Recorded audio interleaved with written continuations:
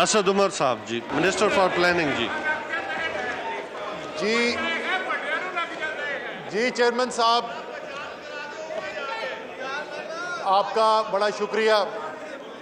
आज पाकिस्तान की पार्लिमानी तारीख का एक इंतहाई अहम दिन है और आज आपने इस वक्त बात करने का मौका दिया, इसका मैं शुक्रिया अदा करना चाहता हूँ। सबसे बिलावल जरदारी साहब ने कुछ बातें कही थी, मैं उसका क्विकली ज़रा सा जवाब दे दूं और फिर जो मेरा मेन पॉइंट है मैं उसकी तरफ आता हूं। पहली बात उन्होंने ये की कि 7 मार्च को जो शाह महमूद कुरैशी साहब ने कहा कि 7 मार्च को अमेरिका में बातचीत हुई और 8 मार्च को पाकिस्तान में वोट ऑफ कॉन्फिडेंस आया, तो वो उसमें कोई ऐसा कंस्पिरेसी नहीं है, क्योंकि 7 मार्च जब अमेरिका में होता है तो 8 मार्च पाकिस्तान में पहुंच चुका होता है। ये दुरुस्त बात है, लेकिन रिकॉर्ड की दुरुस्तगी के लिए ये बता दें कि अमेरिका में वो बातचीत जो है वो शाम को 7-8 बजे हो रही थी। उस वक़्त पाकिस्तान में सुबह 4 बजे थे और यकीनन हमने रिकॉर्ड से देखा है कि ऑपोजिशन के members vote of no confidence फजर के बाद जमा नहीं कराने के लिए आए थे, ये जोहर के बाद आए थे। तो बातचीत अमेरिका में पहले हुई थी, यहाँ पर बाद में पहुंची। फिर एक सवाल पूछा गया कि शाह महमूद कुरैशी साहब जो हैं वो पार्लियामान की जो नेशनल सिक्योरिटी की कमेटी की मीटिंग थी, क्यों नहीं थे? वो इसलिए कि वो चाइना गए हुए थे और वो चाइना से उसके बाद पहुंचे थे, इसलिए उसके अंदर वो शामिल नहीं हो सके थे। फिर सर उन्होंने बात की कि मुआशी बहरान की, मैं सिर्फ 2-3 बातें कहूँगा, उसके बाद हमाद अजहर जब बात करेंगे तो बड़ी तफसील से ये जवाब देंगे इस बात का। लेकिन मुआशी बहरान को सिर्फ कूजे को मैं समझ दूँ सिर्फ 2-3 चीज़ों से। मुस्लिम लीग नून ने 5 साल में मुल्क के अंदर जितना रोज़गार पैदा करने में कामयाबी हासिल की, यानी 57 लाख रोज़गार पैदा हुई मज़ीद पाकिस्तान में, तकरीबन उतनी ही इन्होंने 5 साल में 57 लाख, तहरीक इंसाफ में इमरान खान की हुकूमत में 3 साल में 55 लाख रोजगार पैदा हुए। ये उसके बावजूद है कि एक पूरी सदी का बदतरीन पैंडेमिक कोरोना की शक्ल में पाकिस्तान के अंदर भी आया हुआ था, जैसे बाकी दुनिया में आया हुआ था, उसके बावजूद ये कारकर्दगी। दूसरी चीज, पाकिस्तान पीपल्स पार्टी और पाकिस्तान मुस्लिम लीग नून की हुकूमतें दोनों मिला लें, 10 साल में जितनी हमारी बरामदात के अंदर इजाफा हुआ, इन दोनों हुकूमतों के 10 साल मिला के, सिर्फ ये रवां साल जो चल रहा है, इस 1 साल के अंदर तहरीक इंसाफ में हमारी बरामदात में उन 10 साल से ज्यादा इजाफा हो रहा है 1 साल के अंदर। और आखिरी चीज, बाकी जैसे मैंने कहा तफसील जो है वो हमाद इसकी बात करेंगे, लेकिन उन्होंने कहा इसके मुआशी बहरान का 15 साल के बाद ये पहली दफा होने जा रहा है। अब ये इन्होंने एक सियासी बहरान पैदा किया हुआ है, इसका मईशत के ऊपर जाहिर है बहुत मनफी असर पड़ रहा है, वरना ज्यादातर चांसेस यही हैं। तमाम तखमीने जो स्टेट बैंक के भी जो हैं, जो मिनिस्ट्री ऑफ प्लानिंग के अभी आज से 2 महीने पहले तक के थे, ये पहली दफा हो रहा है 15 साल में कि 2 साल तवातर से मईशत की शरह नमू 5% से ज्यादा होने वाली है। ये 15 साल में पहले कभी नहीं हुआ है। तो बहरान तो की हकीकत तो ये है। आखिरी चीज जो उन्होंने बात की, जिसके ऊपर मैं हल्का सा जिक्र करता हूं, ज्यादा तफसील में फिर बाद में जाऊंगा, वो कह रहे थे कि बहुत अरसे से वो जिद्दोजहद कर रहे थे इमरान खान की हुकूमत गिराने के लिए, और बड़ी तफसील से उन्होंने बताया, लॉन्ग मार्च की, क्या क्या किया, PDM बना। फिर एक दिन जो है मरियम बीबी ने, मुझे याद पड़ता है, उन्होंने गवाही दे दी कि PDM तबाह हो गई। वो सारे उरूज नशेब उन्होंने सब हमें बताए।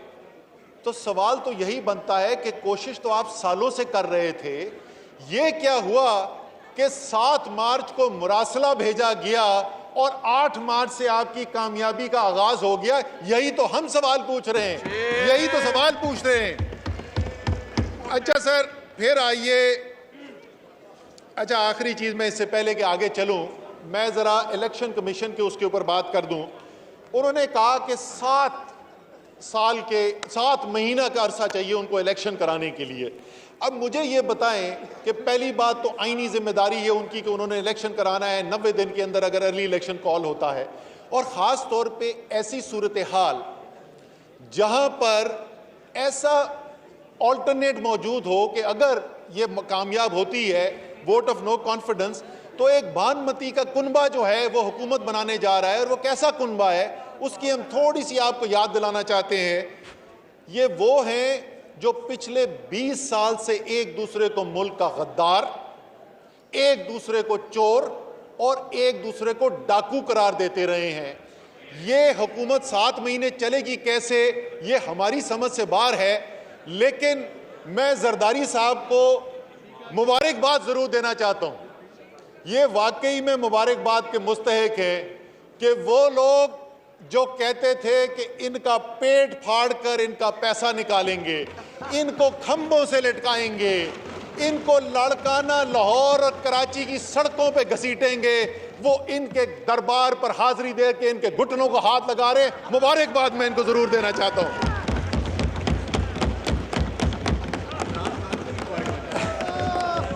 हाँ, और जरदारी साहब जो हैं, अगर वो इंसाफ पसंद इंसान है, जो मुझे यकीन है कि ये जरूर होंगे, तो ये इस मुबारकबाद के अंदर इमरान खान का हिस्सा जरूर मानेंगे। ना इमरान खान होते तो ना ये पहुंचते।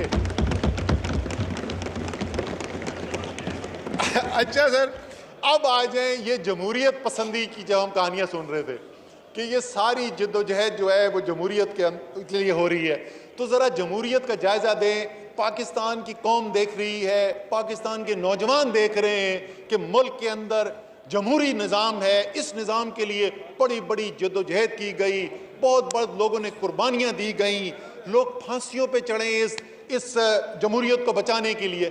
तो कौन सी जमहूरियत है जिसका नमूना आज हमें देखने को मिल रहा है? ज़रा इसको तो देख लेना। सर मुझे ये बताएं कि ये जमहूरियत है या ये आइन है कि एक मुनहरिफ खातून रुकन एक एंकर को ये कहती है कि ये अच्छे आप जो मुझे लेक्चर दे रहे हैं ये तो बड़ी अच्छी बातें कर रही हैं, लेकिन 23 करोड़ रुपए में मेरी जिंदगी बड़ी अच्छी गुजरेगी। ये जमहूरियत होती है? हमारे लेजिस्लेटर्स की ये 2% की औकात हो जाए कि वो अवारी मेट्रो से एमपीए बाहर निकलने की कोशिश करे तो उसको गार्ड बोले कि तुम्हारी बोली लग चुकी है, वापस कमरे के अंदर जाओ, बाहर नहीं जा सकते। ये जमहूरियत है? ये आइन है? अभी मैं आऊंगा सुप्रीम कोर्ट के ऊपर भी, अभी उनसे भी हम सवाल पूछेंगे। ये जमहूरियत है जहां पर लोगों को बोली लगाकर खरीदा जाए, जहां जमीर बेचे जाएं, और ये पहली दफा नहीं हो रहा।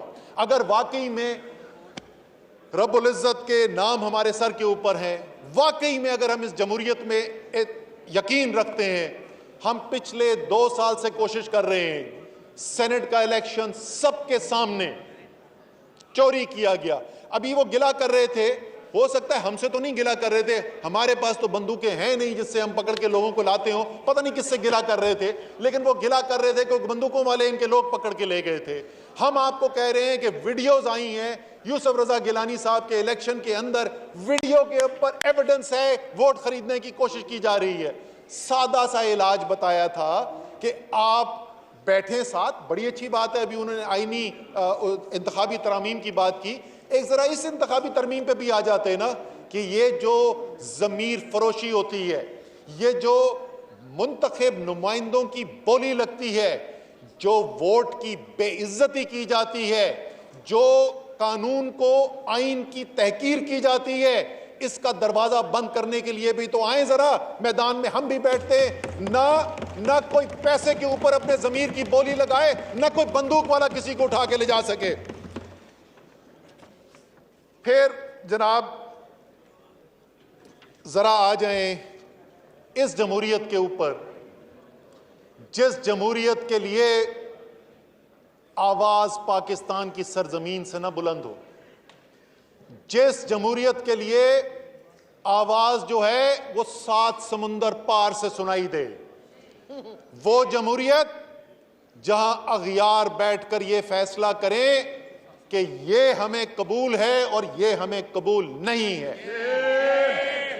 आप इसको भूल जाएं कि कौन वजीर आजम है जिसके बारे में यह बात की जा रही है।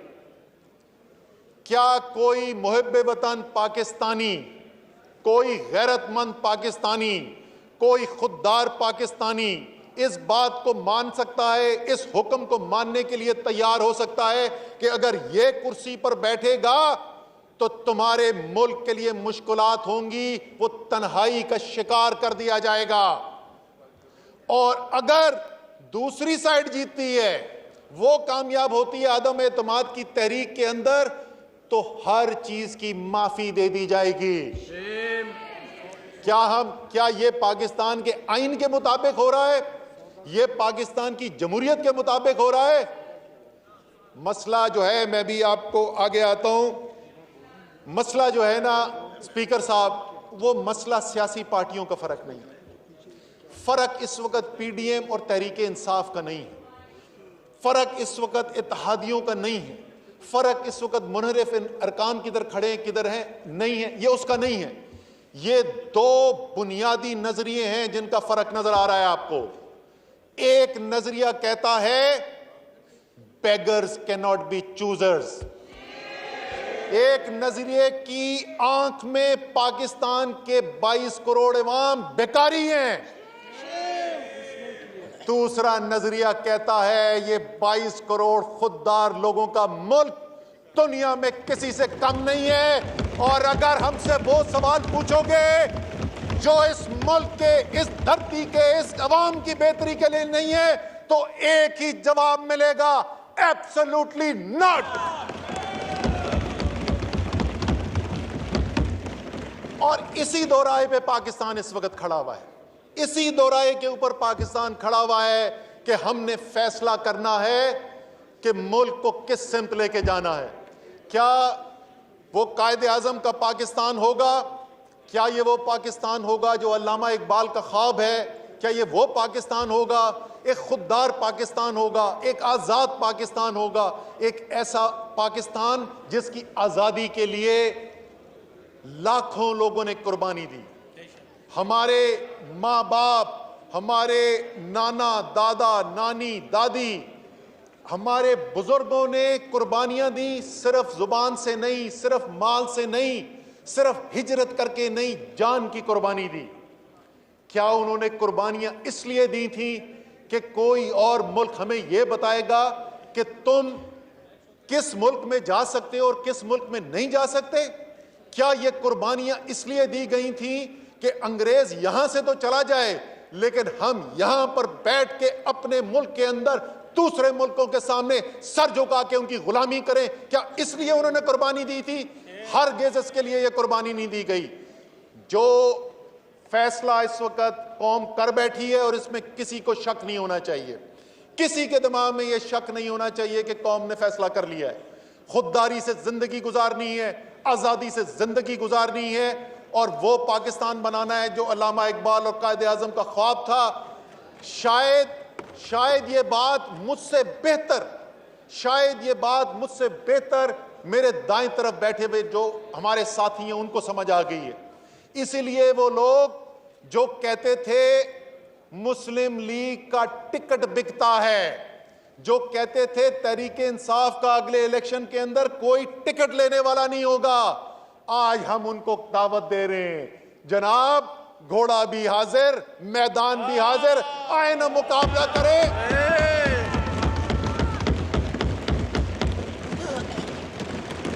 आप भी इस ऐवान के मेंबर्स हैं। हम नहीं चाहते कि हमाद अजहर जैसों को मौका मिले कि वो आपके ऊपर वो फिक्रे कसें के नस गए जे, तो आप ना करें, आए मुकाबला करें। फैसला अगर आप वाकई जमहूरियत में, और मैं बिल्कुल बिलावल ज़रदारी साहब की बात से मुकम्मल तौर पे इत्तफाक करता हूं। उन्होंने एक बात पे बार बार आज जोर दिया, और मैं 100% उनकी इस बात से इत्तफाक करता हूं कि हल जो है वो वोट है। तकरीरों से हल नहीं निकलेगा, तकरीरों से हल नहीं निकलेगा, हल वोट से निकलेगा। लेकिन वोट किसका? वोट पाकिस्तान के अवाम का वोट, बेकाऊ माल का वोट नहीं, पाकिस्तान के अवाम का वोट।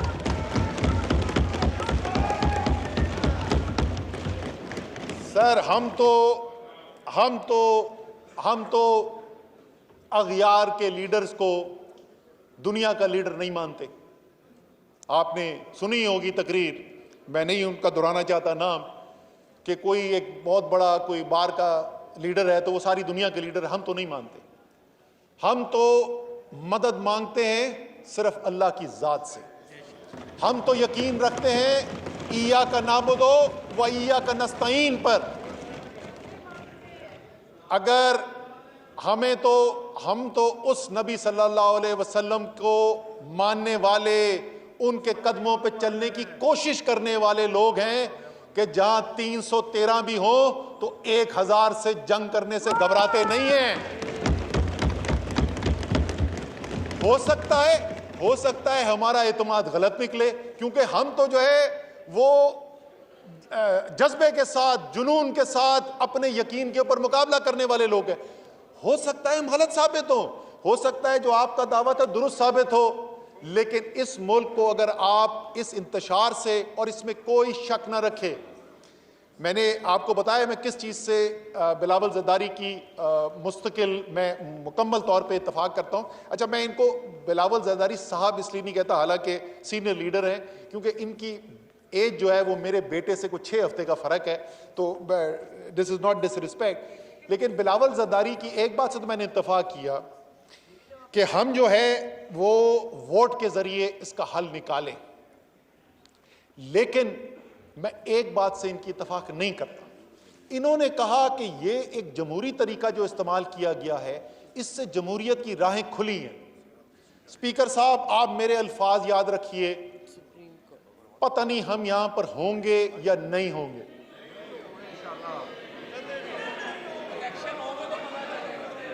क्योंकि हमें अल्लाह पर यकीन है, इसलिए हम दावा नहीं करते, इसलिए हम कहते हैं पता नहीं हम हो या ना हो। ये जिंदगी और मौत अल्लाह के हाथ में है, आपको ज्यादा इल्म होगा। लेकिन ये जो रिवायत शुरू की है, ये रिवायत रुकने वाली नहीं है। अगर पाकिस्तान में हुकूमतें सिर्फ 10-15 अरब रुपए लगाने से, वो तो बलूचिस्तान की खबर को सुनते में मिलती है कि 3.5 अरब रुपए में शायद हुकूमत बदल गई। अल्लाह जानता है सच है कि नहीं है, अल्लाह जानता है सच है कि नहीं है। मक्सी साहब, इतना पैसा हमारे पास होता तो मैं कोई अच्छा काम कर रहा होता। अच्छा, हमें नहीं पता किसने करवाया है, पता नहीं सच भी है कि नहीं है। अगर 15 अरब रुपए लगाकर इस मुल्क की हुकूमतें बदली जा सकती हैं, तो स्पीकर साहब, इस मुल्क के अंदर आज बदकिस्मती से इतना हराम का पैसा घूम रहा है जिसकी तादाद कोई नहीं है। ये जो सियासत शुरू होने वाली है, ये सियासत का इख्तिताम जो है वो कोई अच्छा नहीं होने वाला है। इसलिए चले, आप यहां तक पहुंच गए हैं, यहां से अगर आप निकलना चाहते हैं, अगर वाकई जमहूरियत में आप यकीन रखते हैं, तो आए, इलेक्शन के मैदान के ऊपर आए और वहां पर आकर मुकाबला करते हैं। अब मैं आता हूं जनाब सुप्रीम कोर्ट के ऊपर। सुप्रीम कोर्ट की हमारी बड़ी इज्जत है, हमारे जमहूरी निज़ाम का एक बहुत अहम सतून है। 3 हिस्से हैं हमारे जमहूरी निज़ाम के अंदर, मुकन्ना है, अदलिया है और हमारी इंतज़ामिया है, हुकूमत है। इन तीनों का बड़ा अहम किरदार है। लेकिन स्पीकर साहब, हमारे आइन के अंदर बड़ा वाज़े लाइन भी खींची हुई है कि हर इदारे ने किस लाइन के अंदर रहते हुए काम करना है। आप एक कानून को, आइन को मानने वाले इंसान हैं, इसलिए आपने फैसला किया कि सुप्रीम कोर्ट ने जो ऑर्डर लिखा आपने उसकी कंप्लायंस कर दी। लेकिन अगर वाकई में ये सब लोग मानने वाले हैं जमहूरियत के, तो पार्लियामान की सुप्रीमेसी को भी मानने वाले हैं। अगर सुप्रीम कोर्ट यह भी फैसला करेगी कि किस दिन इजलास होगा, किस मिनट पे शुरू होगा, तो इस पार्लियामान का क्या फायदा। पैसा बचाए, इसको रैप अप करें और घर भेजते हैं।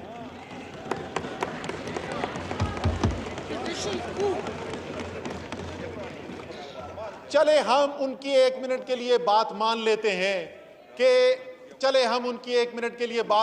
हैं कि जो डिप्टी स्पीकर ने फैसला किया वो अच्छा फैसला नहीं था।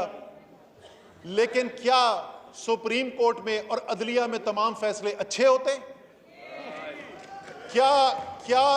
क्या इसी सुप्रीम कोर्ट ऑफ पाकिस्तान के फैसलों को जुडिशियल मर्डर नहीं कहा गया?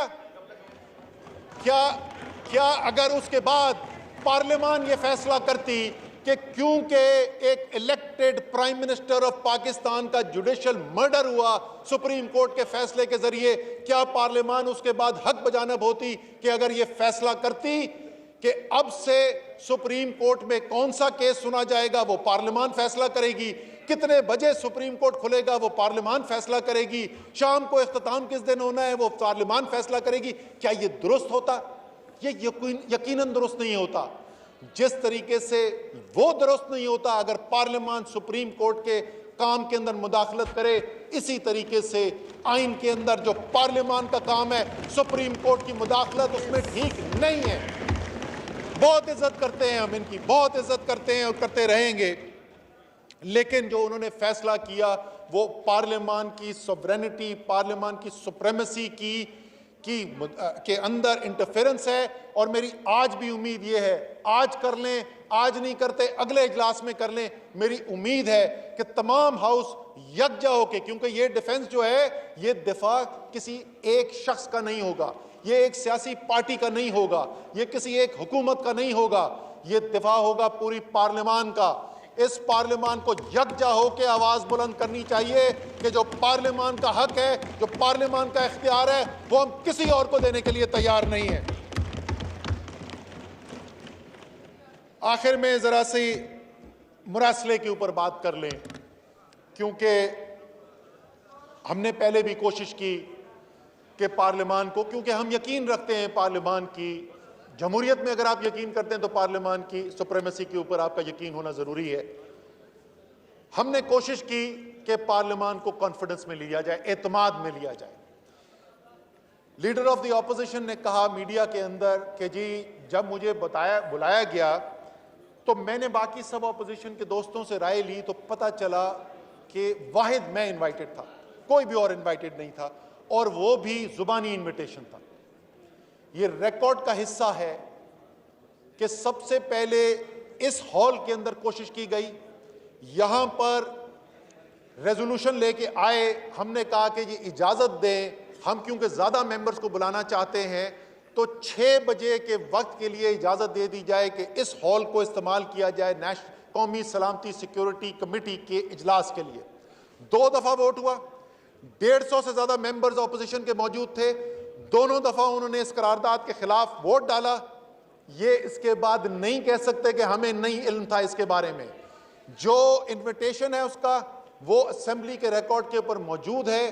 85 मेंबर्स को इनविटेशन दिया गया, उसके अंदर बिलावल जरदारी साहब भी इनवाइटेड थे, शहबाज शरीफ साहब भी इनवाइटेड थे, खालिद मक्सी साहब इनवाइटेड थे, खालिद मकबूल सिद्दीकी इनवाइटेड थे, शरी रहमान का मुझे नाम है इनवाइटेड थी, शाहजैन बुक्टी इनवाइटेड थे, असद महमूद साहब इनवाइटेड थे, तकरीबन तमाम लीडरशिप इनवाइटेड थी। ये वहां पर नहीं आए। इन्होंने ये फैसला किया कि ये वहां पर ब्रीफिंग के लिए नहीं आना चाहते हैं। मैं एक दफा फिर कहूंगा, ये पाकिस्तान की तारीख का एक बहुत अहम मोड़ है। मैं फिर जो फॉरेन मिनिस्टर कह के गए हैं उसको दोहराना चाहता हूं कि अभी भी वक्त है, इन कैमरा ब्रीफिंग बुलाएं और तफसील से ब्रीफिंग लें ताकि पाकिस्तान का हाउस, ये जो सुप्रीम हाउस है, जो पाकिस्तान की जमहूरियत का मंबा है, यहां पर आकर तमाम मेंबर्स सुने और फिर उसके मुताबिक अपने फैसले कर सकें। लेकिन अगर ये नहीं मानते तो खैर ये इनका फैसला है, लेकिन मैं रिकॉर्ड पे लाना चाहता था। आखिर में वो तमाम कौम जो इस वक्त घर पर बैठी है और जिसको मैंने कहा कि जैसे कि वो फैसला करके बैठे हुए, और ये तमाम मेंबरान जो यहां पर बैठे हुए हैं, इनके लिए भी मैं आखिर में सिर्फ यही बात कहना चाहता हूं, ये जद्दोजहद जो है ये पाकिस्तान की बका, पाकिस्तान की आजादी और पाकिस्तान की खुद मुख्तारी की जद्दोजहद है। ये जद्दोजहद किसी एक अदम एतमाद के वोट की मरहून मिन्नत नहीं है। इमरान खान ने 25 साल से ज्यादा यही जद्दोजहद की है करता रहा है, आज कर रहा है, करता रहेगा और ये सारे शेर इमरान खान के साथ खड़े रहेंगे। तो तमाम तहरीके इंसाफ के सपोर्टर्स, वर्कर्स, वोटर्स, खुददार, मुहिब वतन पाकिस्तानियों के लिए आखिरी मेरा पैगाम, डट के खड़ा है अब इमरान, ठीक करेगा सब कप्तान, नया बनेगा पाकिस्तान। जी